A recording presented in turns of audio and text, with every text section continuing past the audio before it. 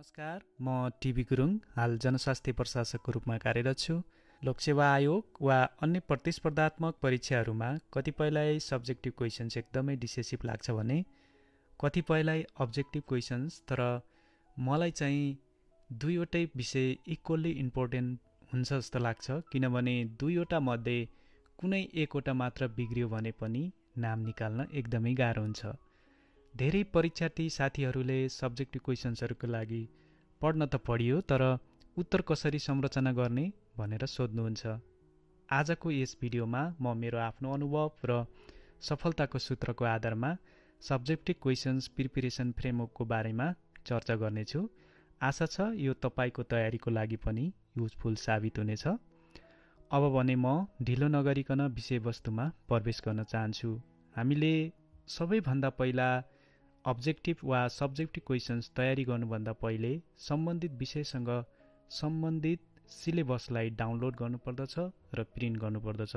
जब हामीसँग syllabus available हुन्छ, त्यही सिलेबसमा बाँधिएर हामीले तयारी गर्नुपर्ने हुन्छ र सिलेबसमा समावेश गरेका सम्पूर्ण टपिक अथवा विषयवस्तुहरूलाई नछुटाइकन अध्ययन गर्नुपर्ने हुन्छ।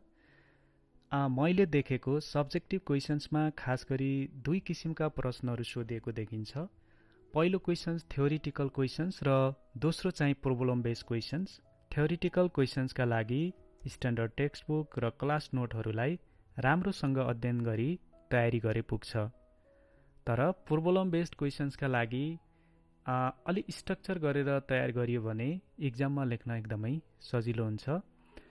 हुन त सबै क्वेसन्सका लागि हुबहु एउटै स्ट्रक्चर लागू हुन्छ भन्ने छैन, तर स्ट्रक्चर वेमा तयारी गरियो भने सबै प्रोब्लम बेस्ड क्वेसन्सहरूका लागि एकदमै रिलिभेन्ट हुन सक्छ।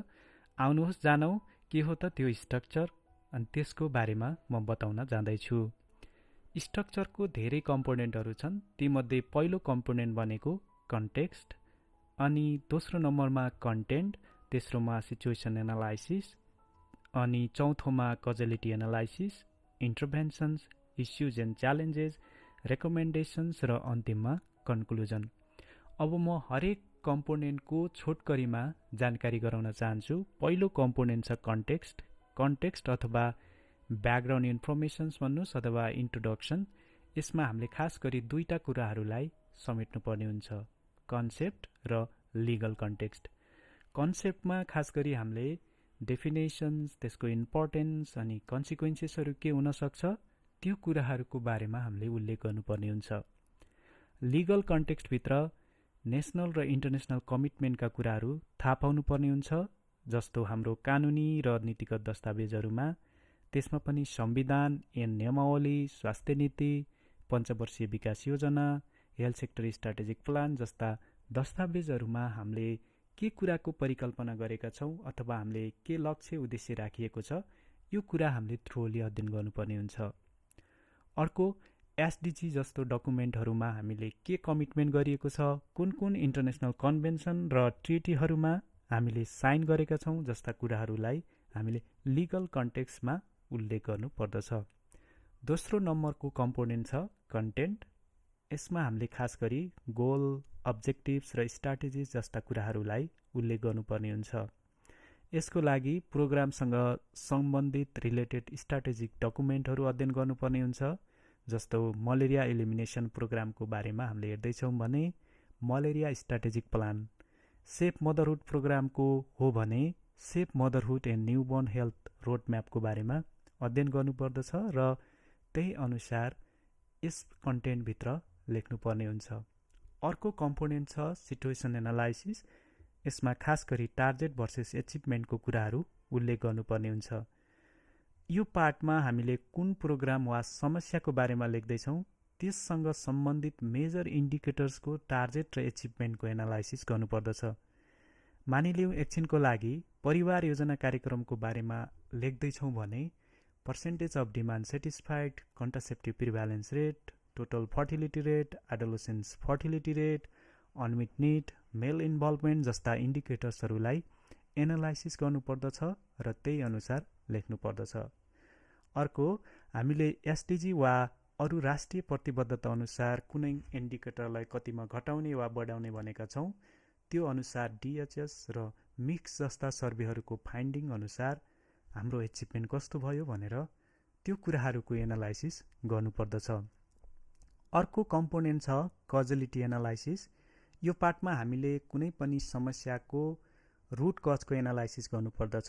त्यसमा खास गरिकन बेसिक कज के हुनसक्छ, त्यसको अन्डरलाइन कज के हो र इमिडिएट कज के हुनसक्छ भनेर त्यो स्ट्रक्चरमा हामीले कजलिटी एनालाइसिस गर्नुपर्ने हुन्छ। अर्को कम्पोनेन्ट भनेको इन्टरभेन्सन्स। यसमा खास गरी हामीले दुईटा कुरालाई फोकस गर्नुपर्दछ।